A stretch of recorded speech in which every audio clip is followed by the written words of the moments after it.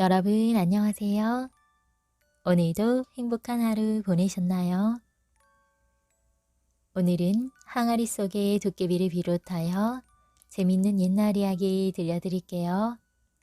여러분은 눈앞에 두렵거나 힘든 일이 닥치면 어떻게 문제를 해결하나요?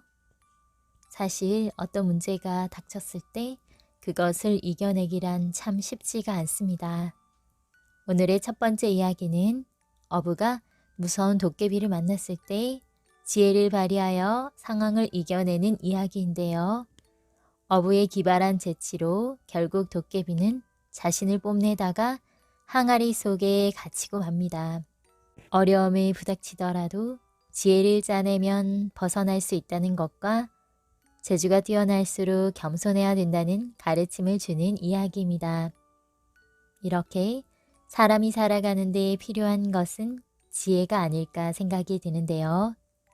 이러한 지혜는 금방 나오는 것이 아니라 많은 경험 속에서 그리고 책과 다른 사람의 이야기 등을 통해 축적된 것이 아닐까 생각됩니다. 오늘도 이야기를 들으며 지혜를 그리고 재미와 감동을 담아가는 시간이 되시길 바랍니다. 그럼 이야기 들려드릴게요.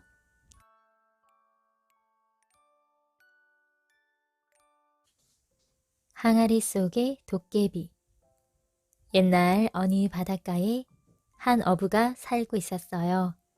하루는 바다에 쳐놓은 그물을 끌어올렸더니 고기는 한 마리도 없고 작은 항아리 하나가 걸려 있었어요. 어부는 이상하여 항아리 뚜껑을 열어보았습니다. 헛! 어부는 비명을 지르며 뒤로 넘어지고 말았어요. 항아리 속에서 이상한 연기가 피어오르며 엄청나게 큰 도깨비가 나타났어요. 히히히, 참 맛있게 생겼는걸. 도깨비는 무서운 얼굴을 하고 어부에게 달려들었어요. 꼼짝없이 잡아먹히게 된 어부는 겁에 질려 뒤로 물러섰어요. 그 순간 어부의 머릿속에 좋은 생각이 떠올랐어요. 도깨비님, 잠깐만 내 말을 들어주세요. 내가 죽기 전에 꼭 알고 싶은 게 있는데 가르쳐 주시겠어요? 흐흐흐, 웃기는군. 이제 곧 잡아먹힐 놈이 뭘 알아본단 말인가? 예, 다름 아니라 마지막으로 도깨비님의 신기한 재주를 보고 싶어서 그럽니다. 어부의 말에 도깨비는 기분이 좋아졌어요. 아, 내 재주를 보고 싶다고? 어떤 재주를 보고 싶은지 말해봐. 나는 워낙 재주가 많으니까. 몸뚱이가 큰 도깨비님이 어떻게 이 작은 항아리 속에 들어갈 수 있나요? 신기한 도깨비님의 재주를 보고 죽는 게 제 소원입니다. 어부는 정말로 궁금한 것처럼 시치미를 뚝 떼고 도깨비를 축혀 세우며 말했어요. 가장 쉬운 재주인데 신기하다고. 소원이라니까 보여주지. 자, 내가 항아리 속에 들어갔다가 나올 테니 잘 지켜봐. 도깨비는 자랑스럽다는 듯이 어깨를 으쓱거리고는 작은 항아리 속으로 빨려 들어갔어요. 어부는 재빨리 항아리 뚜껑을 꼭 닫아버렸어요. 작은 항아리 속에서나 실컷 재주 부려라. 어부는 도깨비가 든 항아리를 번쩍 들어 바닷속에 풍덩 던져버렸답니다.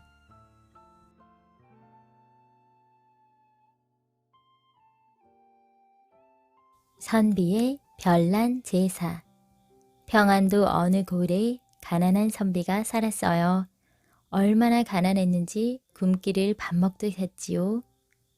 아버님 제사가 내일 모레인데 이를 어쩐담? 선비는 돌아가신 아버지 제사 걱정이 태산 같았어요. 평생 가난하게 살다가 돌아가신 부모님을 생각하니 가슴이 아팠어요. 그러나 지금 그를 슬프게 하는 것은 너무나 찢어지게 가난한 살림이라 밥 한 그릇 떠올릴 수 없는 자신의 처지였어요. 여보, 내일 모레면 아버님 제사인데 어떡하면 좋아요? 아내도 걱정이 되어 남편에게 의논을 했어요. 며느리의 도리를 다하지 못하는 것이 죄스럽기만 했지요. 선비는 아내의 말에 아무런 대답을 못했어요. 여보, 말씀 좀 하시구려. 날씨는 춥고 땔감도 떨어졌어요. 먹을 것도 없는 터에 제사를 어떻게 지내요? 밖에 나가서 제사 지낼 걸 좀 구해 오시구려. 아내의 얼굴에 먹구름이 꽉 끼었어요. 선비는 아내의 말에 대답을 못했어요. 이윽고 제삿날이 닥쳤지요. 그렇게 잠자코 있으시면 어떻게 해요? 아내는 자꾸 선비를 다그쳤어요. 알았소. 선비는 그제서야 자리를 박차고 일어났습니다. 여보, 정말 구해 오시는 거죠? 아내의 얼굴이 금세 밝아졌어요. 선비는 아내의 말을 못 들은 체하고 밖으로 나갔어요. 아니, 저 사람이? 아내는 고개를 갸웃거렸어요. 대문을 열고 밖으로 나갈 줄 알았는데 그게 아니었어요. 뒤뜰로 가는 선비의 행동이 아무래도 이상했습니다. 아내는 얼른 남편의 뒤를 따랐어요. 아니? 아내는 그만 놀라고 말았어요. 선비가 사당으로 들어가 신주를 들고 나오는 것이 아니에요.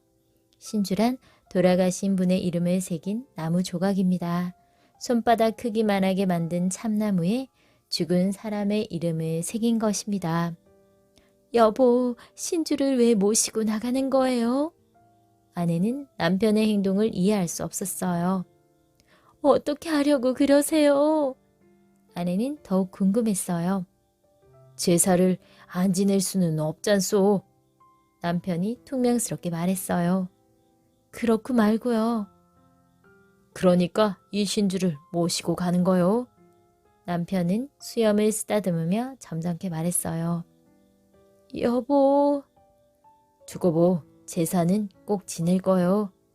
선비는 뚜벅뚜벅 걸어서 동구 밖으로 나갔어요. 저 사람이 아무래도 이상해. 아내는 못 믿어왔어요. 그래서 선비의 뒤를 몰래 따라갔어요. 선비는 신주를 소매 속에 넣고 장터로 갔지요. 마침 장날이라 장터는 사람들로 붐볐어요. 가게마다 생선이랑 과일들이 많았어요. 선비는 생선 가게로 갔어요. 저 사람이 어물 가게로 왜 가실까? 돈도 없을 텐데. 멀찌감치 서서 선비를 엿보고 있던 아내가 고개를 갸웃거렸어요. 어떻게 하나 엿보기만 했지요. 선비는 여전히 어물 가게 앞에서 서성이기만 했어요. 빈털터리인데 어물을 살 수는 없겠지? 아내는 이렇게 생각했어요. 한참 동안이나 서성이던 선비가 소매 속에서 신주를 꺼냈어요. 그리고 신주를 조심스럽게 들었지요. 아버님, 이 불효자식을 용서하여 주십시오. 여기서 아버님께 제사를 올립니다. 많이 많이 잡수십시오. 명태도 있고 조기도 있습니다. 문어도 있습니다. 많이 많이 잡수십시오. 선비는 신주를 들고 작은 소리로 중얼거렸어요. 그리고 신주를 향하여 서서 절을 하였어요. 선비의 모습을 지켜보던 아내는 그만 싱긋 웃고 말았어요. 너무도 어이없는 일이라 웃음이 저절로 나왔지요. 선비는 이번에는 과일 가게로 갔어요.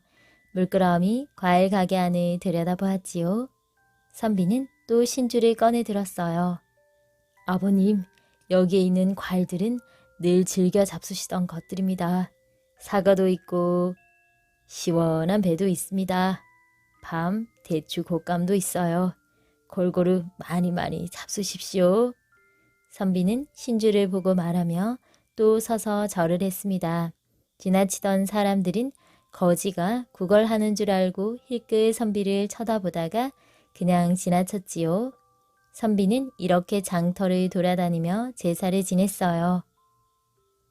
아버님, 쌀밥하고 국은 집에 있으니 그것은 집에서 잡수십시오. 선비는 장터 골목을 빠져나오면서 큰 소리로 말했어요. 사실 제사 때 쓰려고 쌀은 조금 남겨둔 것이 있었지요. 아마 밥 한 그릇은 될 것입니다. 나물이야 산에서 뜯어온 마른 고사리랑 그 밖에 마른 나물이 있으니까 걱정될 게 없었어요. 어디 갔다 오는 거요? 어서 밥을 짓고 나물을 삶아 제사상을 차리구려. 선비는 마당으로 들어오는 아내를 보고 재촉했어요.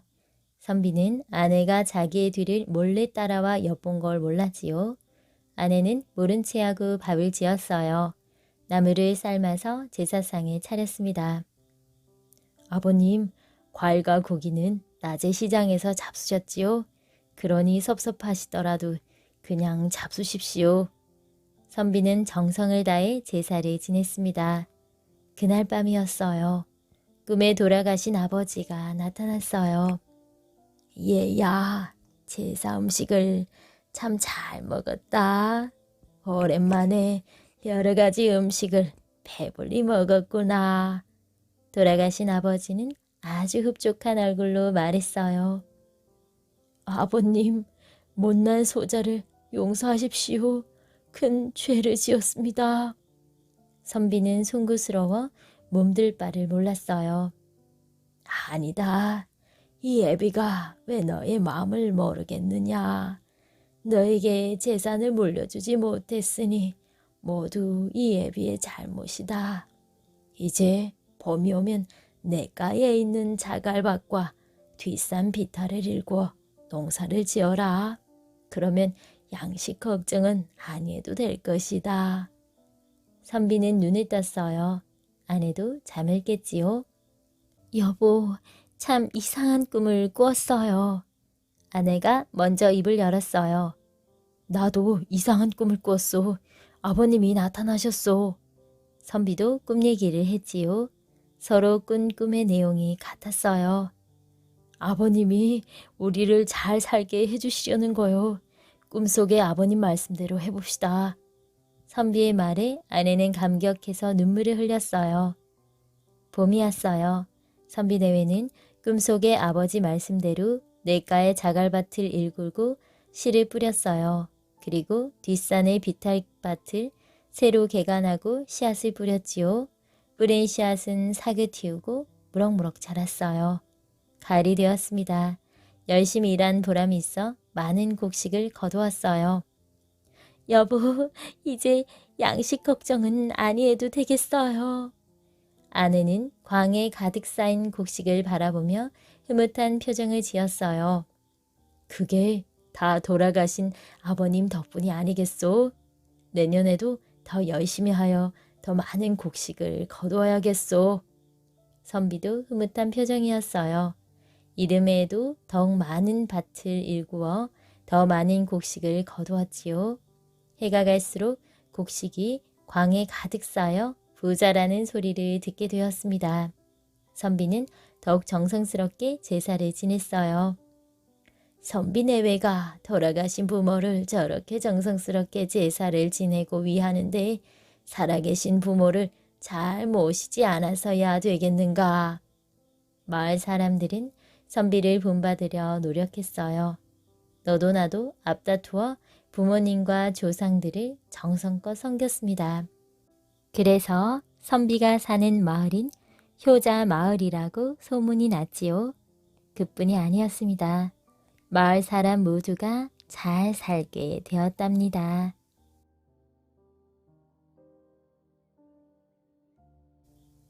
칠형제 바위. 하늘나라 옥황상제에게 한 가지 걱정거리가 생겼어요. 누구를 상제의 자리에 앉힐까? 옥황상제는 아들을 8이나 두었습니다. 옥황상제는 나이가 너무 많아 이제 자신은 하늘나라를 제대로 다스릴 수 없다고 생각했어요. 그래서 누구를 후계자로 삼아야 할지 그게 근심거리였어요. 맏아들이 마땅히 상제의 자리를 이어야 했습니다. 그러나 옥황상제는 맏아들을 탐탁하게 여기지 않았어요. 어느 날이었어요.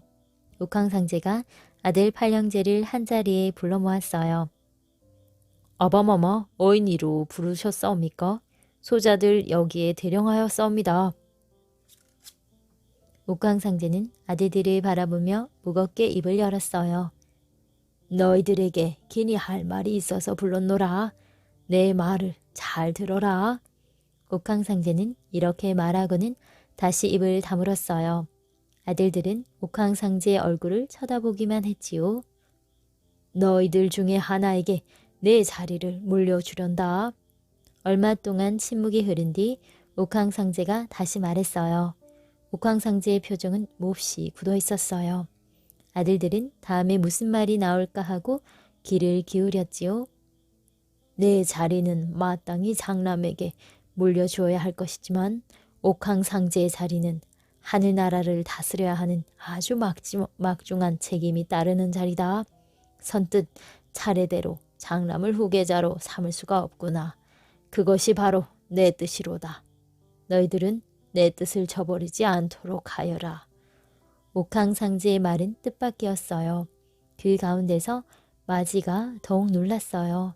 상제의 자리는 의뢰 자기에게로 돌아올 줄 알았어요.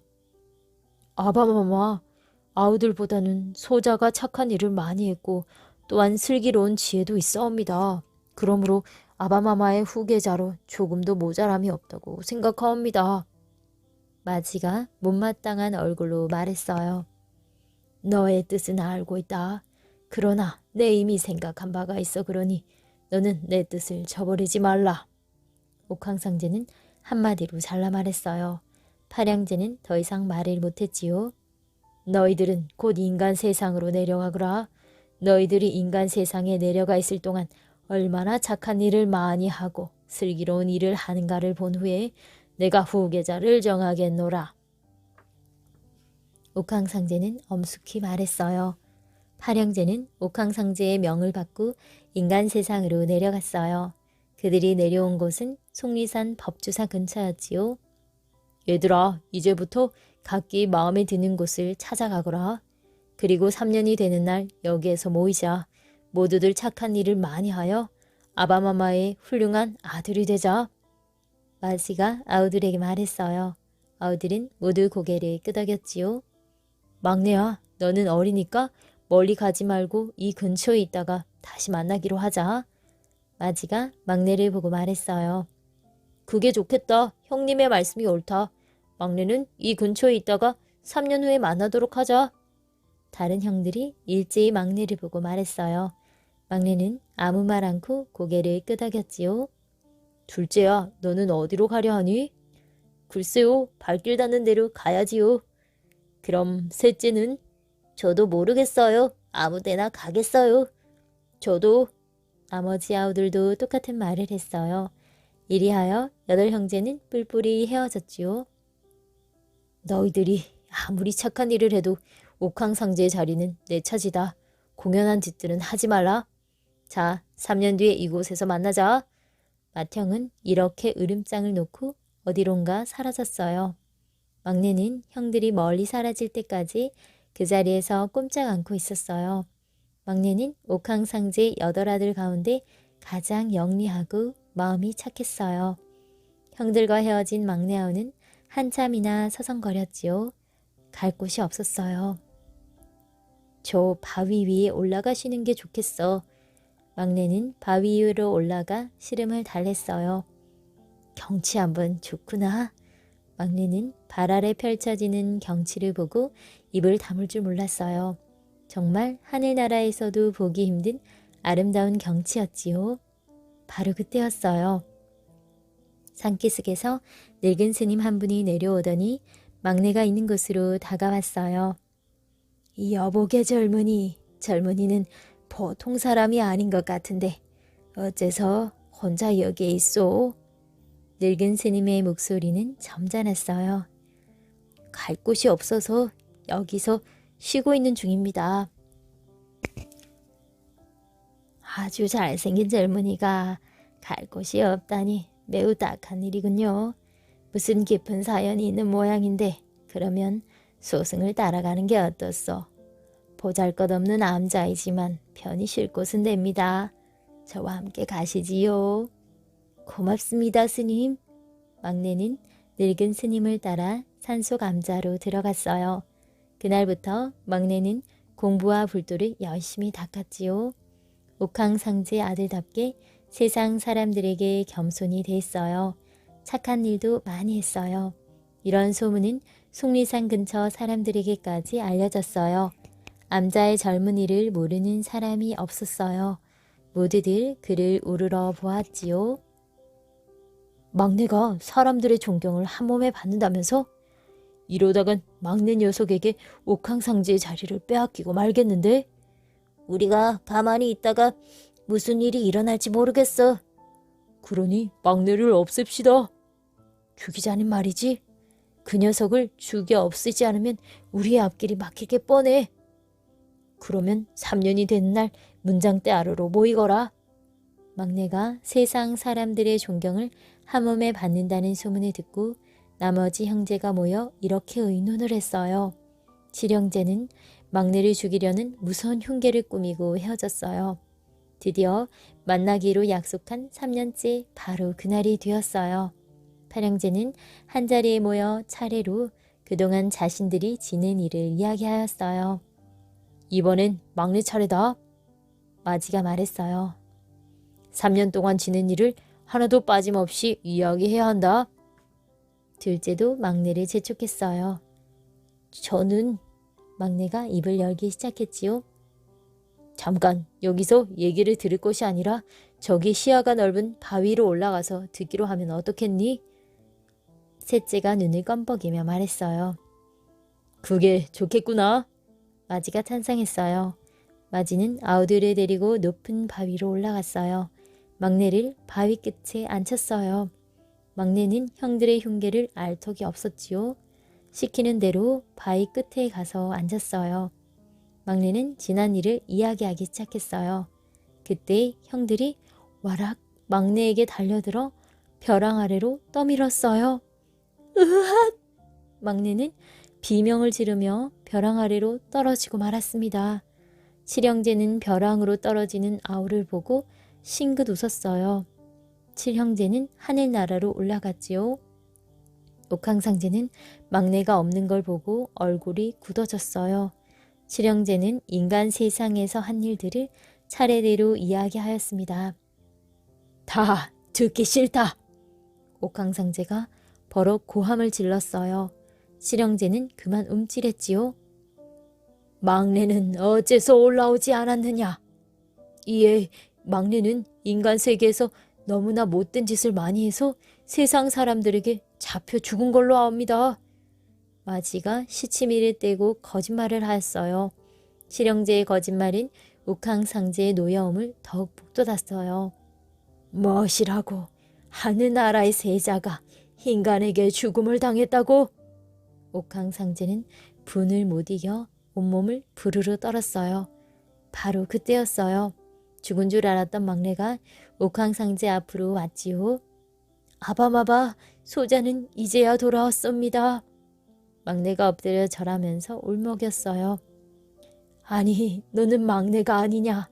어떻게 이토록 늦게서야 돌아왔니?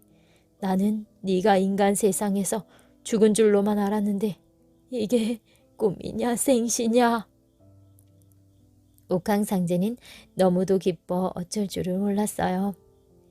아니, 저희가 어떻게 살아서 돌아왔지? 형들은 깜짝 놀랐어요.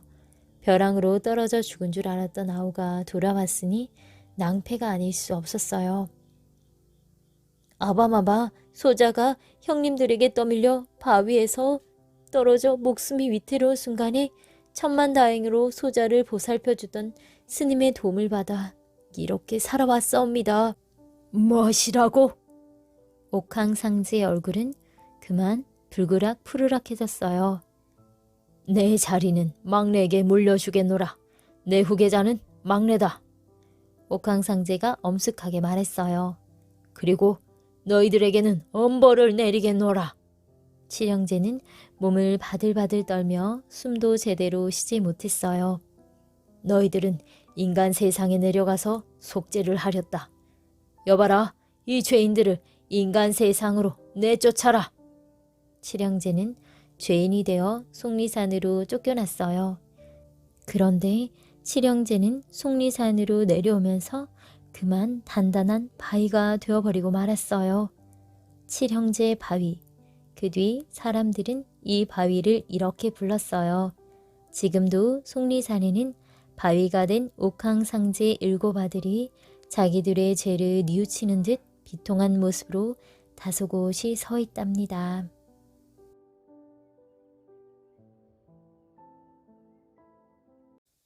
강물에 떠내려온 떠드렁산. 양평읍 서쪽의 모래밭에 좀 높다랗게 우뚝 서 있는 외딴 산이 있었어요. 홍수가 질 때면 그 산의 주위가 온통 물바다가 되어 마치 섬처럼 보입니다. 그런데 이 산은 원래부터 여기 있던 산이 아니고 옛날 큰 홍수가 났을 때 광 위쪽에서부터 떠내려와 여기 주저앉게 된 것입니다. 그 때문에 양평 사람들은 이 산을 떠드렁산이라고 부릅니다. 이 산은 원래 우리 고을에 있었던 것이오. 그러니 그 산에 대한 세금을 우리 고을로 바치는 게 옳소. 하루는 먼저 번에 있었던 고을의 원이 사람을 보내 산세를 달라고 하였어요. 산이 위쪽에서 떠내려온 건 분명한지라 양평 고을원은 얼떨결에 세금을 주었어요.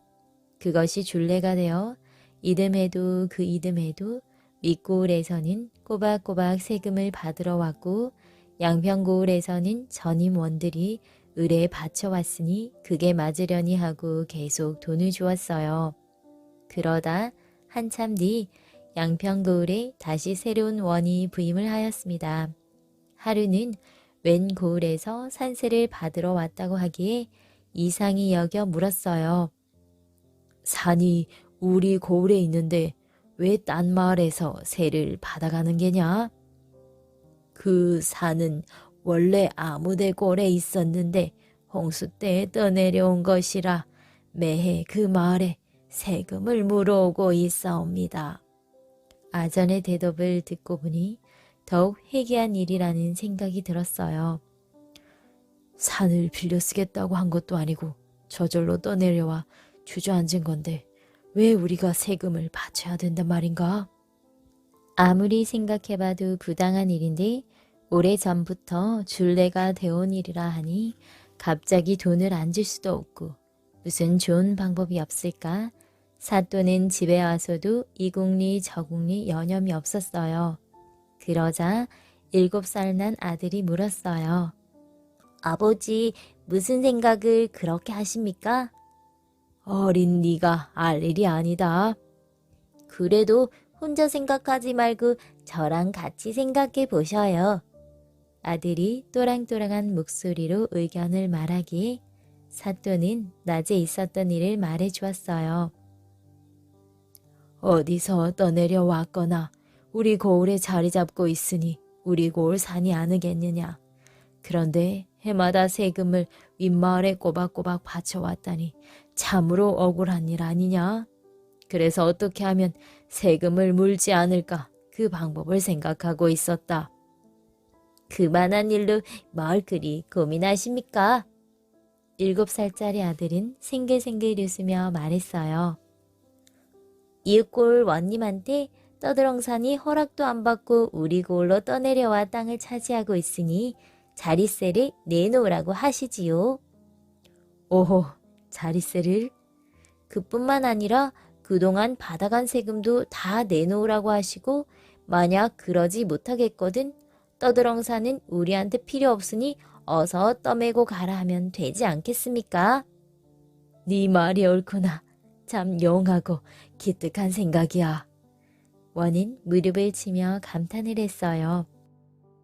다음날 사또는 관아에 나가자마자 세금을 받으러 온 이웃고을 사람을 불러오라 하여 7살짜리 아들이 말한 대로 했습니다. 어찌할 텐가? 자릿세와 그동안 받아간 세금을 다 내놓을 텐가? 아니면 산을 떠매갈 텐가? 양평고을 원의 추궁에 그 사람은 아무 소리 못하고 쩔쩔매다가 자신의 고을 원에게 물어보겠다며 돌아갔어요. 그리고 다시는 세금을 받으러 오지 않았답니다.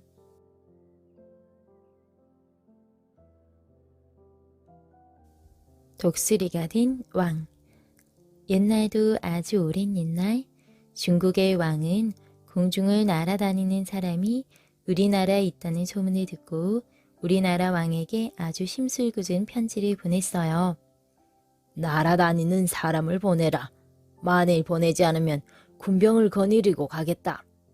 세상에 날아다니는 사람이 있을 리 만무했어요.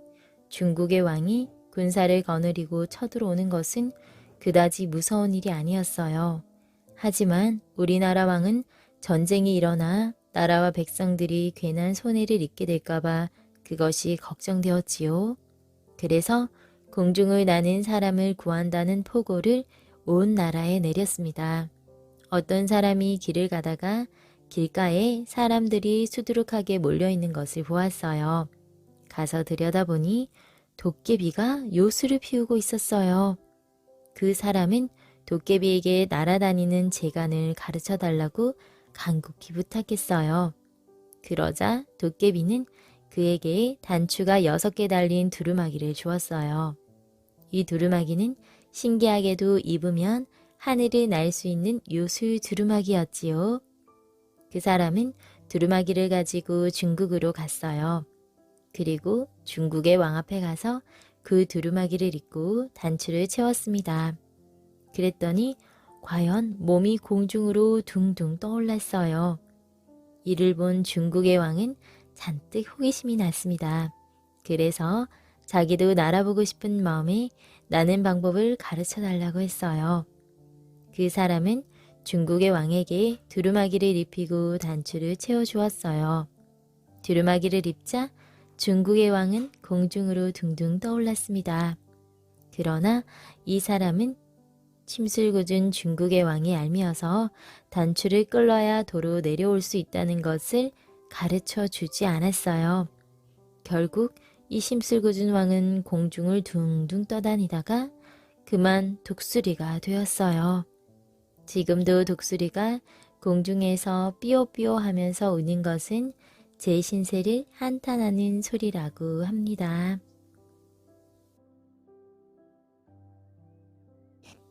산과 바다가 된 이야기. 아주 오랜 옛날 땅 위에 아직 아무것도 살지도 나지도 않았을 때의 일입니다. 하루는 하느님의 만화님이 번쩍번쩍 빛나는 아름다운 보석 반지를 뽑아서 만지작거리다가 그만 실수로 떨어뜨리게 되었어요.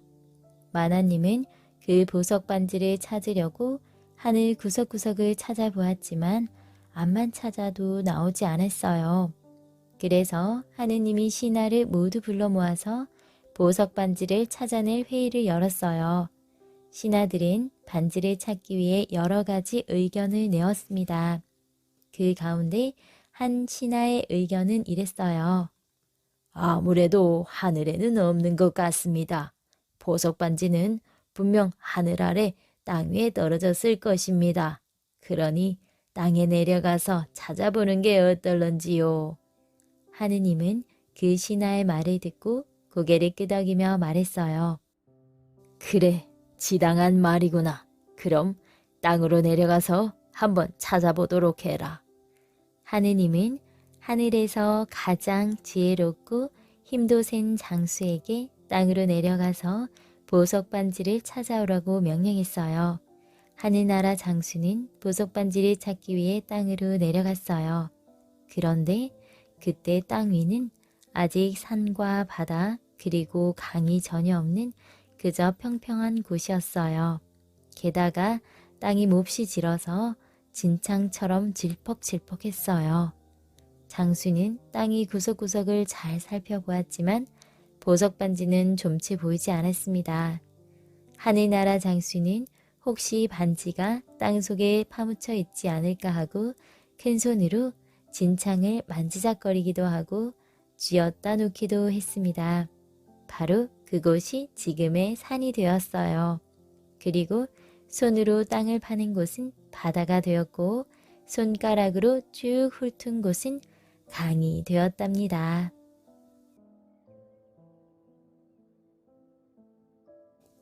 호랑이와 효자. 옛날 옛적 어느 마을에 어머니와 아들이 쓸쓸히 살고 있었어요. 아들은 서당에 다녔는데 늘 아버지가 없다는 이유로 다른 아이들의 놀림을 받았어요. 야, 아버지 없는 애야. 네 아버지는 어딜 갔니? 그럴 때마다 아들은 속상해서 집에 돌아와 어머니에게 물었어요. 아버지는 어디 갔어요? 그러면 어머니는 늘 이렇게 말했어요. 나들이 가셨는데 이제 곧 오실 거야. 세월이 흘러 어느덧 아들이 15살이 되었습니다. 아들은 더 이상 어머니 말을 고지 믿지 않았어요. 아버지가 어디가 있는지 알려달라고 아들이 울면서 애원하자 어머니도 할 수 없이 사실을 알려주었어요. 네 아버지는 아주 뛰어난 사냥꾼이었단다. 네가 3살 되던 해 단검을 뽑아 내게 주시면서 내가 사냥간 뒤 이 단검에 녹이 슬면 내가 죽은 것이라 생각하고 만일 녹이 슬지 않으면 죽지 않고 살아있는 것이라 생각하세요. 라고 말을 남기고 호랑이 사냥을 가셨어. 이제는 그 단검에 뻘겋게 녹이 슬었으니 네 아버지는 집에 돌아오시지 못할 것 같구나. 어머니의 말을 들은 아들은 하늘이 무너져 내리는 것처럼 너무 슬펐어요. 아들은 아버지의 원수를 갚고 싶었어요. 그래서 서당에도 가지 않고 그날부터 활쏘기 연습을 했습니다. 그렇게 3년이라는 세월이 흐른 뒤 어느 날 아들은 어머니 앞에 무릎을 꿇고 말했어요. 이제 활 쏘는 것도 익숙해졌고 솜씨도 생겼으니 아버지 원수를 갚으러 가겠습니다. 허락해 주세요. 그러나 어머니는 허락해 주지 않았어요. 너는 아직 너무 어려. 게다가 아버지 같은 천하의 사냥꾼도 죽었는데 네가 어떻게 원수를 갚겠다는 말이냐? 그 같은 생각은 아예 하지도 말거라. 그러나 아들은 아버지가 원한을 품고 돌아가셨을 것을 생각하니 도저히 그냥 참고 있을 수가 없었어요. 그래서 매일매일 어머니를 졸랐어요. 결국 어머니는 아들을 막을 수 없다는 것을 깨닫고 말했어요. 그래, 네가 그리 원한다면 허락해주마. 그러나 네 아버지는 꼭대기 위에 올려놓은 엽전을 쏘아 떨어뜨렸단다. 네가 그렇게 할 수 있다면 허락해주마. 아들은 용하게도 엽전을 쏘아 떨어뜨렸어요. 그러나 어머니는 허락지 않고 다시 말했어요. 네 아버지는 내가 쥐고 있는 바늘기를 쏘았다. 네가 그렇게 할 수 있다면 허락해주마. 아들은 이번에도 바늘기를 쏘아 부러뜨렸어요. 그제야 어머니는 아버지가 귀하게 여기던 활과 검을 내주었어요. 아들은 활을 어깨에 메고 검은 허리에 찬 뒤 산을 향하여 길을 떠났습니다. 한참을 가다 보니 이마에서 땀이 줄줄 흐르고 등도 축축한 게 너무 더워서 더 이상 갈 수가 없었어요. 그래서 길 옆에 있는 늪에 들어가서 철퍼덕 헤엄을 치며 목욕을 했어요. 이렇게 얼마 동안을 물에서 철퍼덕거리다가 이제 그만 나오려고 할 때였어요. 언제 어디서 왔는지 커다란 호랑이 한 놈이 늪 언덕에 와서 물끄러미 아들이 노려보고 있었어요. 아들은 너무 깜짝 놀란 나머지 입을 멍하니 벌리고 호랑이를 쳐다보았어요. 이봐, 너 네 아버지 원수가 앞으로 왔지? 호랑이가 말했어요. 그래, 그런데 너가 어떻게 그걸 알고 있지? 아들이 놀라 물었어요. 난 다 알고 있어. 너의 아버지를 잡아먹은 호랑이는 저기 보이는 저 바위 아래 굴 속에 있지. 사실 그 호랑이는 내 원수이기도 해. 그러니까 내가 그 호랑이하고 싸울 때 네가 날 도와주면 나도 네 아버지 원수 갚는 걸 도와주마. 아들은 기뻐하면서 호랑이를 도와주겠다고 약속하고 호랑이와 굴 앞에까지 갔어요. 아들은 커다란 나무 위에 올라가서 굴을 향해 활을 겨누었습니다. 호랑이가 굴 앞에서 고래고래 소리를 질렀어요. 백호야, 나오너라. 그러자 어흥하는 소리와 함께 허리가 9척가량이나 되는 큰 호랑이가 뻘건 입을 벌리고 달려나왔어요. 두 호랑이는 서로 쓸어안은 채 물고 뜯고 엎어지며 안개를 자욱하게 일으키면서 싸웠어요. 아들은 그저 눈을 휘둥그레 뜬 채 넋을 잃고 바라보았어요. 그러다가 간신히 정신을 차리고 활을 겨누어 쏘려고 했지만 도무지 어느 호랑이가 동무호랑이인지 구별할 수가 없어 쏠 수가 없었습니다. 두 호랑이는 한참을 싸우더니 잠시 멈췄어요. 그리고 동무호랑이는 아들이 있는 곳으로, 원수호랑이는 굴 속으로 흩어졌어요. 이봐, 너 그놈의 원수 호랑이를 왜 쏘지 않은 거야?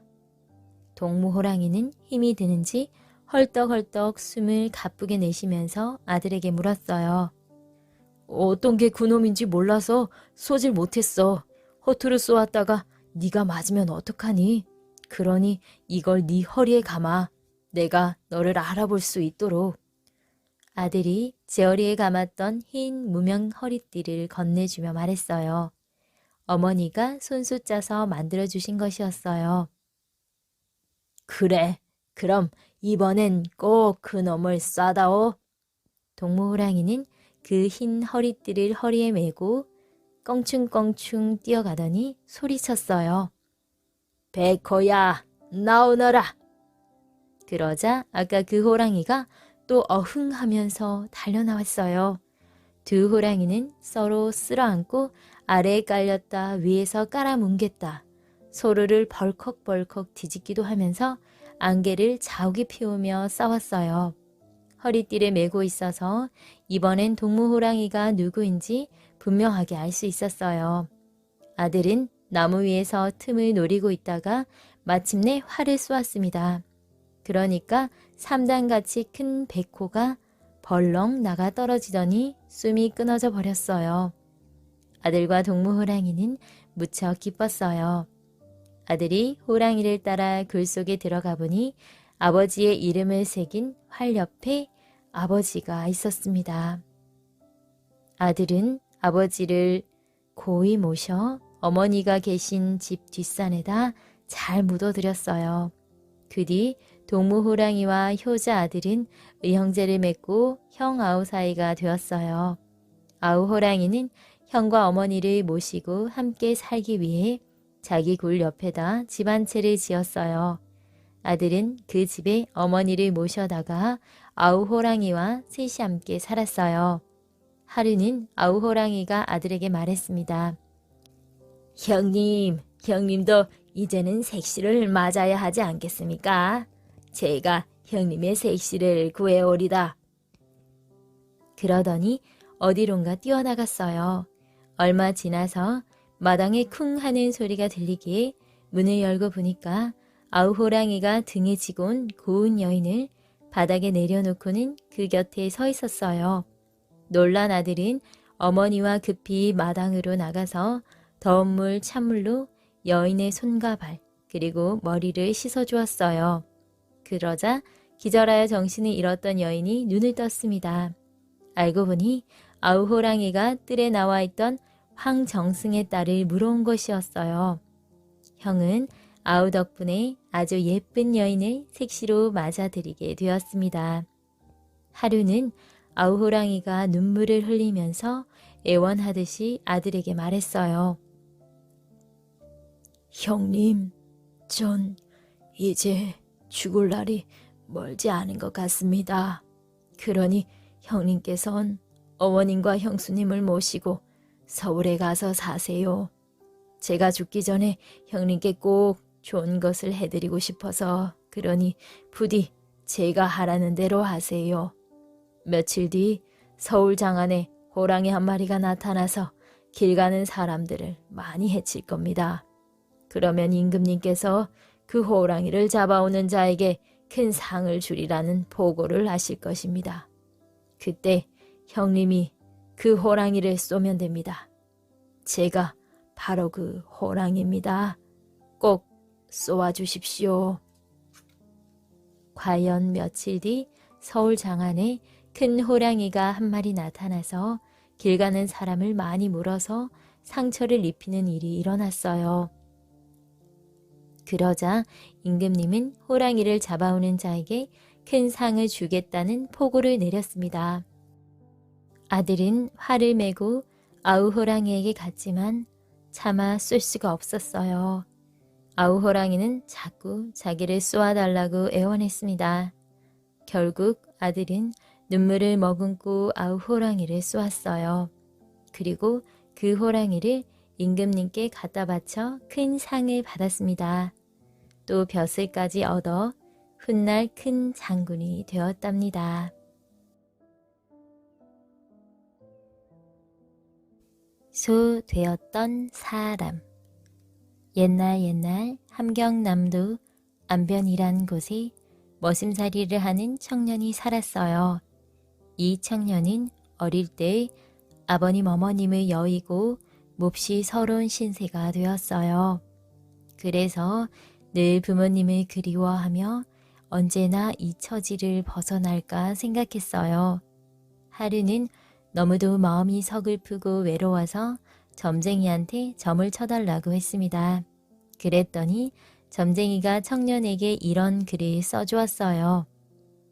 무 한 잎으로 소가 사람이 된다.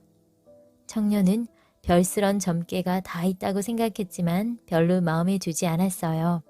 그리고 집으로 돌아와 주인의 명령대로 산에 나무를 하러 갔어요. 추운 겨울날이라 볕이 잘 드는 쪽에서 갈퀴로 나무를 벅벅 긁어 모으고 있었어요. 그런데 문득 바위 밑 얼음판에서 발버둥 치고 있는 사슴 한 마리가 보였습니다. 얼음판을 건너다가 미끄러져서 상처를 입은 듯 했어요. 옳다. 저 사슴을 잡아다 팔아야겠어. 청년은 나무하던 갈퀴를 던져준 채 두께를 들고 사슴을 잡으려 갔어요. 그런데 사슴을 잡으려고 급히 달려들다가 그만 얼음 위에서 꽝 하고 넘어져 정신을 잃고 말았어요. 청년이 정신을 차리고 보니 사슴 굴 앞에 누워 있었어요. 사슴에게 물려 질질 끌려온 것이었어요. 청년이 정신을 가다듬고 벌떡 일어서려는데 사슴 굴 속에서 눈썹까지 허옇게 센 노파가 나왔어요. 노파는 청년의 두 발을 꽉 쥔 채 굴로 끌고 들어갔습니다. 그런데 그때 또 다른 사슴 한 마리가 굴 속에 들어와 두어 번 재주를 부리더니 늙은 영감으로 변했어요. 청년이 눈을 둥그렇게 뜬 채 넋을 잃고 쳐다보고 있으려니까 늙은 부부가 말했어요. 배도 고픈데 저놈을 잡아먹을까? 아니 돈이 떨어졌는데 소를 만들어서 장에 갖다 팝시다. 그가 더 좋지. 얼마 뒤 영감이 이름 모를 풀잎을 하나 가져와서 청년의 코에 대고 비볐어요. 그러자 청년이 갑자기 소가 되었어요. 청년은 너무도 기가 막혀서 아이고 하고 울었어요.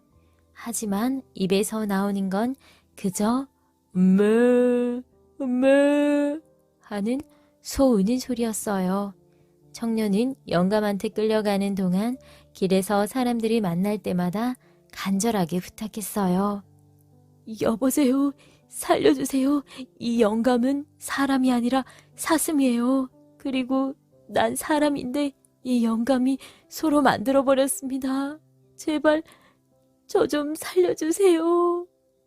하지만 청년의 귀에 들려오는 소리는 그저 소의 울음소리뿐이었어요. 엄마. 청년은 이렇게 울면서 장애까지 끌려갔어요. 사람들은 소가 된 청년의 등을 툭툭 치며 말했어요. 그놈 참 살이 많고 든실하군. 얼마 받겠어? 그놈 너무 음메음메 소리를 지르는 게 흠이로군. 살은 꽤 많은데 목이 좀 밭아서 안 됐군. 사람들은 소로 변한 청년의 머리도 만져보고 발도 만져보고 배를 쿡쿡 찌르기도 했어요. 얼마 뒤 한 백정이 와서 이 소를 샀어요. 다른 사람들은 소가 너무 소리를 지르는 게 흠이라고 사지 않았지만 백정은 그저 살찐 것만 보고 이 소를 산 것이에요. 소가 된 청년이 서글픈 목소리로 말했습니다. 여보세요. 전 소가 아닙니다. 사람이에요. 이 영감이 저를 소로 만든 거예요. 이 영감은 사람이 아니라 사슴입니다. 그러니 제발 절 살려주세요. 그러나 백정은 오히려 채찍으로 소의 허리를 쫙 하고 갈기며 말했어요. 이놈의 소가 왜 이리 시끄럽게 울고 야단이야. 귀 아프게 말이야. 결국 청년은 백정에게 끌려갔습니다. 가는 내내 자기는 원래 소가 아니고 사람인데 산에 나무를 하러 갔다가 사슴한테 잡혀서 소가 된 것이라고 100번을 말하고 길 가는 사람한테도 살려달라고 애걸복걸 해보았어요. 하지만 입에서는 여전히 음메음메하는 소리만 났습니다. 백정은 청년을 집에 데리고 가서 나무에 고삐를 메었습니다. 그러고는 소를 잡으려고 숫돌에다 칼을 북북 갈아댔어요. 정말 기가 막힐 노릇이었지요. 청년의 눈물이 가득 고인 눈을 껌뻑껌뻑 거리며 백정이 칼을 가는 곳을 바라보려고 고개를 돌렸어요. 그때 저편에서 물을 가득 담은 광주리를 머리에 이고 오는 처녀가 보였어요. 청년은 문득 점쟁이에게서 들었던 말이 생각났습니다. 그래, 무잎을 먹으면 도로 사람이 된다는 게 바로 지금을 두고 점해준 것인가 보구나. 청년은 처녀가 부디 제 옆으로 오게 해달라고 빌었어요. 다행히 처녀가 청년 옆으로 지나갔어요. 청년은 이때다 싶어 광주리에 있는 무잎을 한 입 덥석 물었어요. 과연 소가 되었던 청년은 무잎을 먹자 다시 사람의 모습으로 돌아왔어요. 청년은 바로 목에 메어있던 고삐를 풀고 달아났어요. 어느덧 해가 져서 사방이 어둑어둑해졌어요. 도착한 곳은 수풀이 무성한 캄캄한 산속이었습니다. 청년은 사방을 두리번 살펴보다가 나무 사이로 반짝거리는 불빛을 향해 발을 옮겼어요. 그곳으로 가까이 가보니 집 한 채가 있었습니다. 청년은 대문을 두드리며 부탁했어요.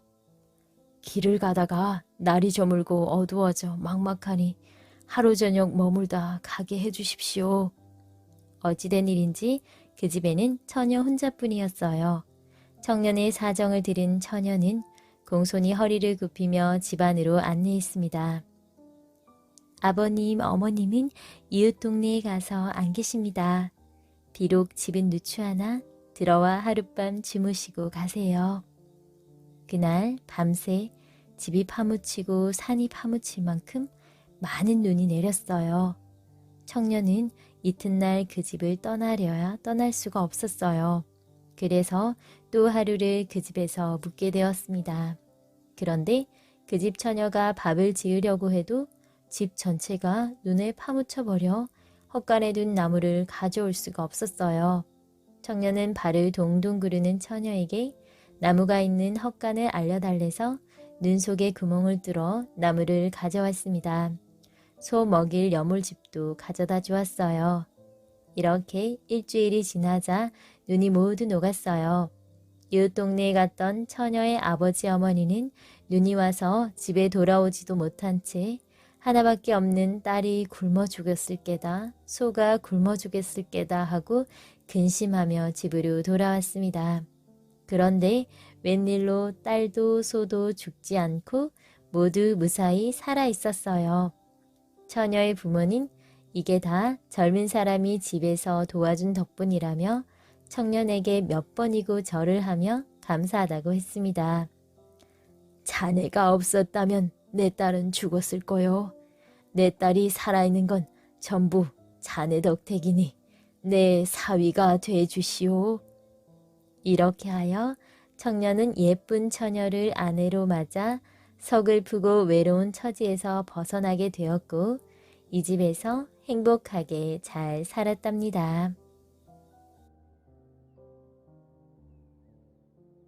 머리 셋 달린 괴물과 사수. 옛날 어떤 곳에 활을 잘 쏘는 사수가 있었어요. 하루는 이 사수가 산에 사냥을 갔다가 돌아오는데 갑자기 하늘이 어두컴컴해졌어요. 사수는 맑던 날이 갑자기 왜 이럴까 싶어 얼굴을 들어 하늘을 우러러 보았어요. 그랬더니 하늘에 독수리같이 생긴 커다란 괴물이 날아가고 있었어요. 사수는 그 괴물이 하도 이상해서 화살을 쏘아 정확히 괴물을 맞췄습니다. 괴물은 시뻘건 피를 뚝뚝 흘리면서 어디론가 날아가 버렸어요. 나흘 뒤 임금님이 전국에 포고를 내렸어요. 어떤 짐승인지 귀신인지 모를 아주 커다란 괴물이 공주님을 데려갔으니 누구든 구해오는 사람에게 공주를 아내로 주겠다. 사수는 임금님의 포고를 보고 깜짝 놀랐어요. 그러면 며칠 전에 내가 활로 쏘았던 괴물이 바로 공주님을 데려간 괴물인가 보구나. 사수는 사냥개를 불어서 공주님을 데려간 괴물이 흘린 핏자국을 따라갔어요. 산을 넘고 강을 건너 온종일 괴물을 쫓았어요. 그런데 산속에 있는 큰 늪에 이르자 사냥개가 발을 뚝 멈추더니 왕왕 짖으면서 주인을 올려다보았어요. 여기에 그 괴물이 있나 보구나. 사수는 늪 가운데 있는 커다란 바위돌을 들춰보았어요. 그랬더니 넓은 구멍이 보였습니다. 사수는 마을에 내려가 사람들을 모아서 일렀어요. 내가 밧줄을 잡고 이 굴로 들어갔다가 나올 때 밧줄을 흔들어 신호를 주겠네. 그러면 이 밧줄을 힘껏 당겨주게 해. 사수는 캄캄한 굴 속으로 계속 내려갔어요. 아래로 내려갈수록 점점 더 넓어지고 찬 기운이 느껴졌어요. 한참을 계속 내려가 보니 굴 밑에 고래등 같은 기와집이 있었어요. 땅속에 이렇게 크고 훌륭한 집이 있었구나. 사수는 놀라면서 그 큰 기와집 안을 살펴보려고 버드나무 위에 올라갔어요. 버드나무 위에서 두리번 집안을 살펴보고 있는데 아주 아름답게 생긴 한 젊은 여자가 버드나무 아래쪽에 있는 우물로 물을 기르러 나왔어요. 사수가 숨을 죽이고 아래를 내려다보니 그 여자는 물을 떠놓고 동쪽 하늘을 향해 두 손을 정성스럽게 맞댄 채 기도를 했어요. 어젯밤 꿈에 나를 구하러 온 사람을 보았는데 하지만 이렇게 깊은 굴속까지 누가 올 수 있을까? 내 팔자도 참 가련하구나. 한참 동안이나 기도를 올리던 여자는 이렇게 혼잣말을 하더니 구슬 같은 눈물을 뚝뚝 흘렸어요. 오, 이분이 바로 그 공주님이시로구나. 사수는 기뻐하며 버드나무 잎을 쭉 훑어서 아래로 떨어뜨렸어요. 날도 맑고 바람도 없는데 왜 나뭇잎이 떨어지는 거지? 공주는 의아해하며 다시 기도를 올렸어요. 사수가 또 한 번 버드나무 잎을 떨어뜨렸지만 공주님은 눈치채지 못하고 여전히 기도를 올렸어요. 사수가 버드나무 잎을 다시 한번 떨어뜨리자 마침내 공주가 버드나무 위를 올려다보았어요. 공주는 버드나무 위에 사람이 있는 것을 보고 크게 놀란 듯 주춤거리며 두서너 발자국 뒤로 물러섰어요. 오, 공주님! 사수가 반갑게 공주님을 불렀습니다. 전 공주님을 모시러 온 사람입니다. 공주는 사수의 말을 듣고 크게 기뻐했어요. 공주님, 대체 이 집 주인은 누구이며 무엇을 하는 사람입니까? 이 집 주인은 머리가 셋 달린 괴상야릇한 스님입니다. 세상에 나가서 부녀자와 재산을 억지로 빼앗은 뒤에 하늘을 날아 돌아오는 괴물이지요. 그런데 이 괴물이 저를 채가지고 돌아올 때 누가 쏘았는지 화살의 날개를 맞아 지금 앓고 있습니다. 얼마 전 사수가 쏘았던 그 괴물이 분명했어요. 사수는 종이에 싼 독약을 호주머니에서 꺼내 공주에게 건네주었어요. 이것을 바르면 상처가 곧 낫는다고 하면서 괴물 날개에다 발라주십시오. 결국 괴물은 이 약을 바른 뒤에 금방 죽고 말았어요. 사수와 공주는 괴물집에 있는 광을 한 칸 한 칸 열어보았어요. 놀랍게도 죽어가는 색시와 처녀들이 그 많은 광 안에 가득 있었어요. 사수와 공주는 그들에게 먹을 것을 주었어요. 사람들은 두 사람에게 눈물을 흘리며 고마워했어요. 사수는 가장 귀한 보물을 챙긴 뒤에 공주와 처녀들을 데리고 자기가 들어왔던 굴 아래까지 갔어요. 가장 먼저 불쌍한 처녀들부터 바깥으로 내보냈습니다. 한 사람씩 밧줄을 허리에 동여맨 뒤 밧줄을 흔들면 굴 바깥에 있는 사람들이 끌어올렸어요. 사수는 이렇게 처녀들을 모두 밖으로 내보낸 다음 공주님까지 무사히 내보냈어요. 사수는 자기 차례가 되자 밧줄이 내려오기를 기다렸어요. 그러나 아무리 기다려도 밧줄은 내려오지 않았습니다. 밧줄을 내려보내지 않으면 그놈은 결국 거기서 죽고 말 테니 밧줄을 내려보내지 맙시다. 그리고 우리가 공주님을 구했다고 왕한테 가서 아뢰고 상을 받읍시다. 굴 밖에서 밧줄을 당기던 사람들은 나쁜 마음을 먹고 밧줄을 내려보내지 않았어요. 이틀, 사흘, 나흘, 닷새. 사수는 혹시라도 밧줄이 내려오지 않을까 하고 기다렸어요. 하지만 밧줄은 영영 내려오지 않았습니다. 사수는 결국 바깥 세상에 나가는 것을 포기하고 서글픈 마음을 달래려고 활을 들고 사냥을 갔어요. 그러나 하루 온종일 아무것도 잡지 못했어요. 그때 학 한 마리가 물고기를 입에 물고 날아가는 것이 보였어요.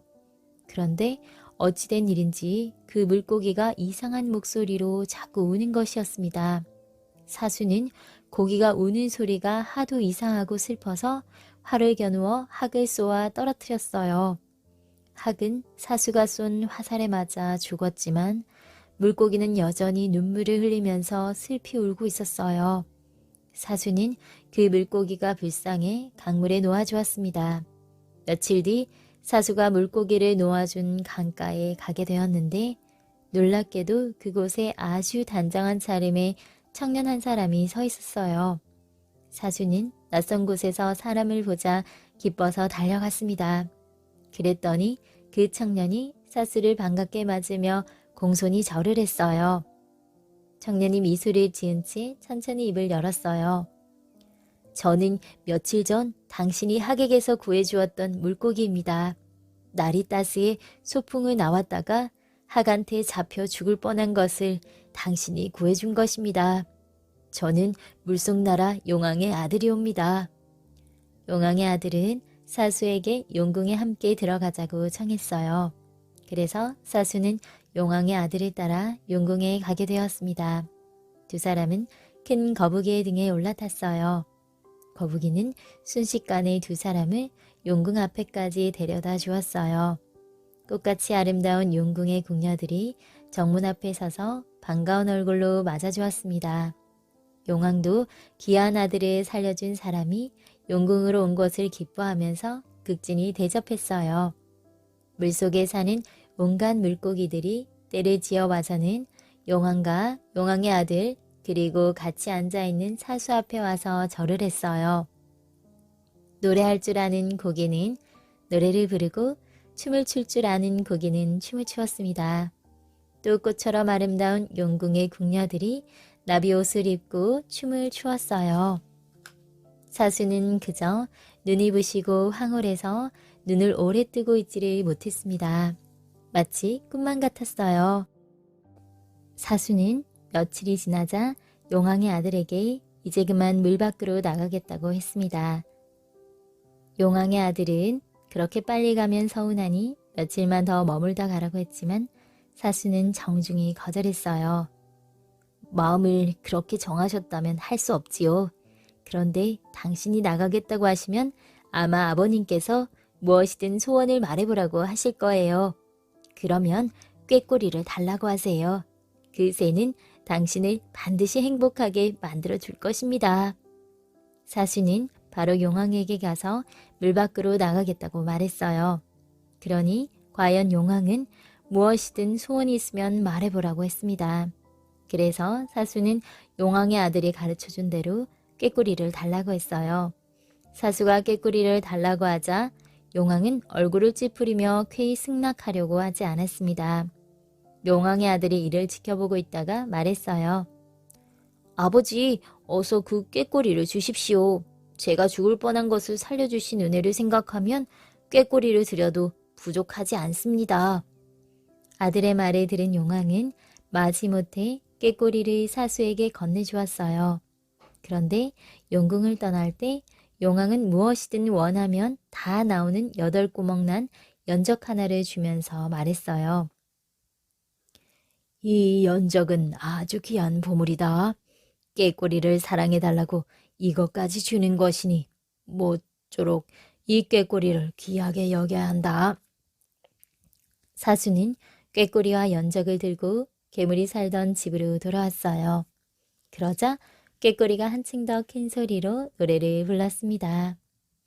그때 꾀꼬리가 갑자기 아주 예쁜 처녀로 변했어요. 그리고 사수 앞에 무릎을 꿇고 공손히 절하더니 말했어요. 오빠를 살려주셔서 정말 감사합니다. 당신의 아내가 되어서 그 은혜를 조금이라도 갚고 싶습니다. 사수는 무척 기뻤어요. 아름다운 색시도 생겼는데 색시를 데리고 바깥 세상에 나가서 살아야겠다. 사수는 연적을 향해 외쳤어요. 밧줄아, 내려오너라.